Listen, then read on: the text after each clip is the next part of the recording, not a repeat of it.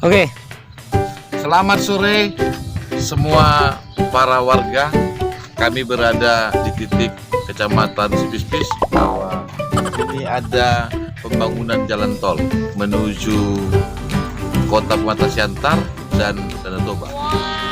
Pembangunan ini tepat di ujung sana itu adalah jembatan. Kita perhatikan yang dibangun yaitu Waskita. Ini adalah program nasional bahwa di bawah tersebut itu adalah jalan tol sehingga warga menuju ke Sipispis itu nanti posisinya adalah di atas dan jalan tol ini adalah di bawah. Bahwa pembangunan ini juga membelah gunung yang kecil-kecil sampai ke ujung sana juga membelah. Ini pembangunan nasional yang nantinya harga tolnya bisa harganya dari Medan sampai ke Parapat berkisar 200.000 dengan durasi 1 jam sampai. Kami datang kemari ingin menyaksikan, melihat pembangunan ini sejauh mana proses dan progresnya.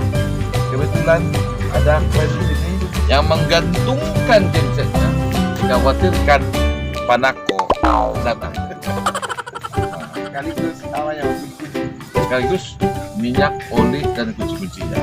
Kunjungan kami kemarin tidak disengaja karena memang kami tadi berkunjung kepada teman-teman kami pelaku usaha entertainment di Kecamatan Sipispis yang kata Pak Bupati Sukirman selaku ketua gugus itu sudah diserahkan bantuannya untuk pelaku usaha entertainment yang berada di Sipispis, sehingga kami kejar menyatakan itu benar atau tidak. Ternyata tidak benar.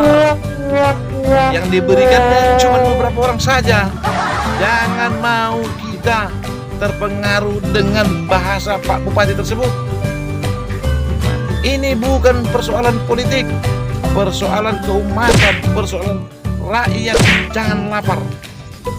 Wan Retno Simanulang SH MSP menyatakan itu selaku ketua komunitas entertainment Sedang Bedagai. Ingat itu Pak Sukirman. Ingat.